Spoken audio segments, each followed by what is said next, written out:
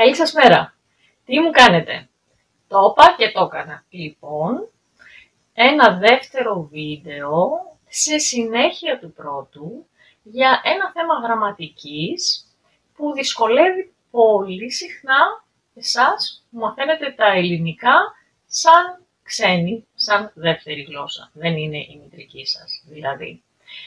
Το φαινόμενο αυτό στη γραμματική το λέμε συνείζηση, συμπροφορά και αφορά το «η», όπως και να γράφετε αυτό, γιώτα, όμικρον γιώτα, κτλ. Που όταν ακολουθείτε από ένα άλλο φωνήεν μπορεί να προφέρονται μαζί. Μπερδεμένο? Καθόλου. Για πάμε μια βόλτα.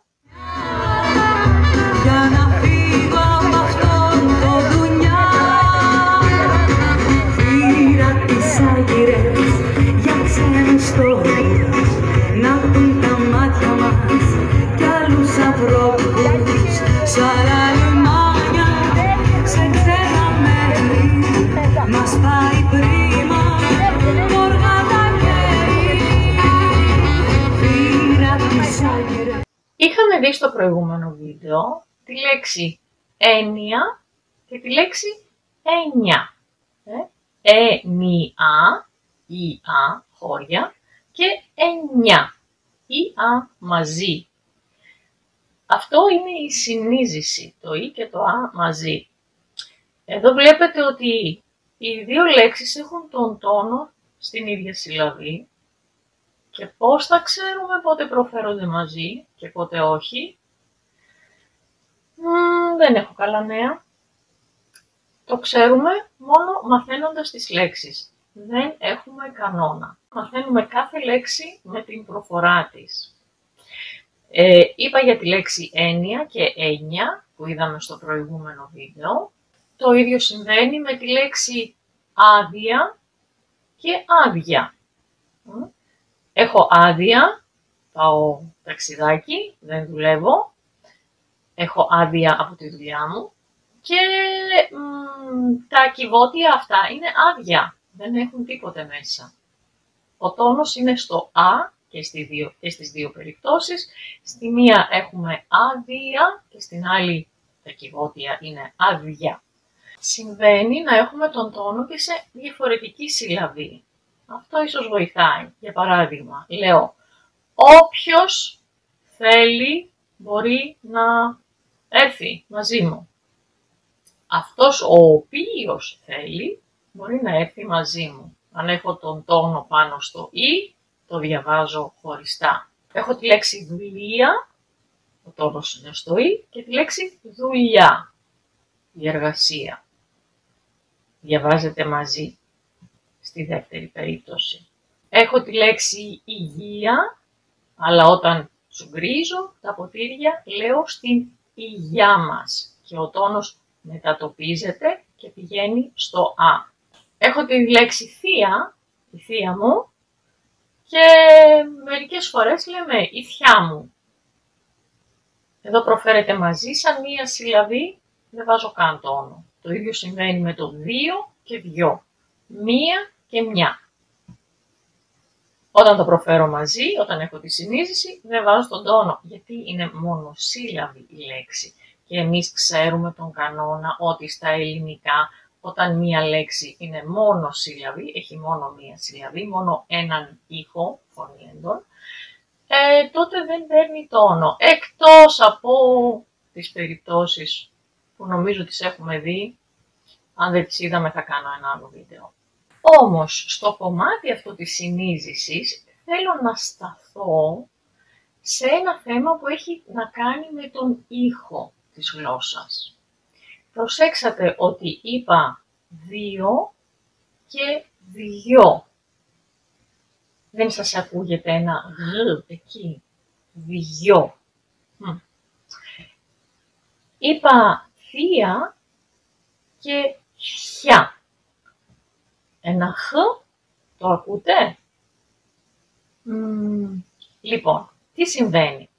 Μετά από συγκεκριμένα σύμφωνα, όταν έχω ή και ένα ακόμη φωνήεν, εμφανίζονται αυτοί οι δύο ήχοι, το χ ή το ρ, ανάλογα με το σύμφωνο. Ποια είναι αυτά, θα το δούμε αμέσως. Μετά από το β, δ, ζ και ρ, ακούγεται ένα γ, γάμα. Λέω για παράδειγμα, βιάζομαι, βιάζομαι, είμαι βιαστικός. Στου καραβιού την πλώρη, το καράβι του καραβιού. Όμως είπαμε δεν έχουμε πάντα συνείζηση. Για παράδειγμα, έχουμε τη λέξη βιασμός. Δεν λέω βιασμός. Μετά από δέλτα θα κάνουμε ένα διάλειμμα. Διάλειμμα. Η καρδιά μου πονάει. Βρε τι διάβολος είναι αυτό το παιδί. Όμως, λέω, έχει πρόβλημα με το διάφραγμα. Όχι διάφραγμα, διάφραγμα. Και εδώ εξαφανίζεται το γ που εμφανίζεται όταν έχουμε συνείζηση. Μαγαζιά. Θα πάω μια βόλτα στα μαγαζιά. Μου αρέσει αυτό το γαλάζιο φόρεμα. Μετά από το ζ ακούω ένα γ. Πάντα? Όχι. Λέω πως μυρίζει η γαζία. Αλλά εδώ βάζω τον τόνο στο «η» και ξέρω ότι θα διαβαστεί χώρια. Δεν έχω συνείζηση. Λέω όμως, αυτό που έχετε στο μάτι είναι χαλάζιο. Χαλάζιο είναι κάτι που βγάζει κανείς στο μάτι. Και μετά από το ρο, η αρχή του καλοκαιριού. Γ εμφανίζεται εκεί, το καλοκαίρι του καλοκαιριού. Τα χέρια.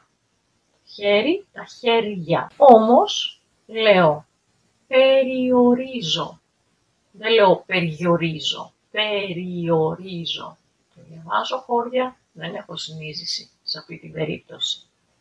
Και πότε έχουμε χ, πότε ακούμε χ, όταν έχουμε συνείζηση, όταν τα σύμφωνα που προηγούνται είναι το θ, π, σ, τ, φ και τα διπλά ξ και ψ.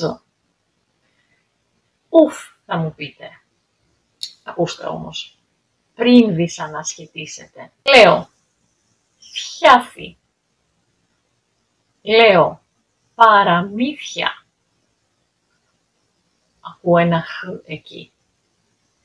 Όμως, φυσικά, έχω και τις περιπτώσεις που δεν έχω συνείζηση και τότε λέω, για παράδειγμα, απίθεια. Καταδικάστηκε για απίθεια κατά της αρχής. Χάπια, μετά το του. Πιες το γάλα σου. Ποιος είναι αυτός ή όποιος θέλει. Όμως, λέω, στην Κίνα, στην ιστορία της Κίνας είναι πολύ γνωστός ο πόλεμος του όπιου. Το όπιο. Μετά από το σ. Ισιώνω. Είναι κάτι στραβό και το κάνω ίσιο. Ίσιο και ισιώνω. Την λένε Κασιανή. Ακούω χ. Εκεί δεν γράφω χ όμως. Γιατί έχω συνείζηση ή και κάτι άλλο σε φωνή μετά από το σ ακούω ένα χ. Όταν δεν έχω συνείζηση, ας πούμε στην περίπτωση της λέξης φαντασιακό, δεν ακούγεται το χ. Δεν λέω φαντασιακό. Μετά από το τα. Φωτιά. Ματιά. Χαρτιού. Αλλά ηφαίστειο. Δεν λέμε ηφαίστειο. Ηφαίστειο. Μετά από το φι. Συννεφιά. Φιόγκος. Αλλά δεν ακούγεται χ όταν διαβάζονται χώρια τα φωνήεντα. Παράδειγμα, θέλουμε μία φιάλη κρασιού. Όχι μία φιάλη, μία φιάλη κρασιού. Μετά το ψ. Πεινάω πολύ, θα το κάνω μια χαψιά. Χαψιά, δηλαδή θα το φάω μια και έξω. Μου αρέσουν τα γλυκά του τα ψιού. Όμως, λέω, αυτό το πέτρωμα είναι οψιανός, όχι οψιανός. Θα μου πείτε, είναι τόσο σημαντικά αυτά? Ναι, γιατί κάποιες φορές εξαρτάται, όπως βλέπετε, η σημασία αυτού που θέλουμε να πούμε από την προφορά. Αλλάζει το νόημα της λέξης. Να σας πω ότι είχαμε έναν πρωθυπουργό πριν από 25 σχεδόν χρόνια. Περνούν τα χρόνια γρήγορα. Ο οποίος πολύ συχνά μιλούσε για ποιότητα. Τι ήταν αυτή η ποιότητα? Ήταν η ποιότητα η οποία όταν έβγαινε από το στόμα του πάθαινε μια συνείδηση και γινόταν ποιότητα. Και ήταν πολύ αστείο αυτό, βέβαια, γιατί νομίζω ότι η ελληνική ήταν η μητρική του. Θα μου πείτε λεπτομέρειες, αλλά είναι καλό όταν μαθαίνουμε μια γλώσσα να τη μαθαίνουμε σωστά. Δεν θέλω τώρα να αρχίσετε να σκέφτεστε 2 φορές πριν πείτε μία λέξη. Όχι, δεν πειράζει. Εδώ κοντζάμ πρωθυπουργός και δεν είχε πρόβλημα. Εσείς, κανένα πρόβλημα. Αυτά για αυτή τη φορά. Θα τα πούμε στο επόμενο βίντεο που ελπίζω πως δεν θα αργήσει. Σας χαιρετώ, να είστε όλοι και όλες καλά. Γεια σας. Γράψτε μου αν σας άρεσε.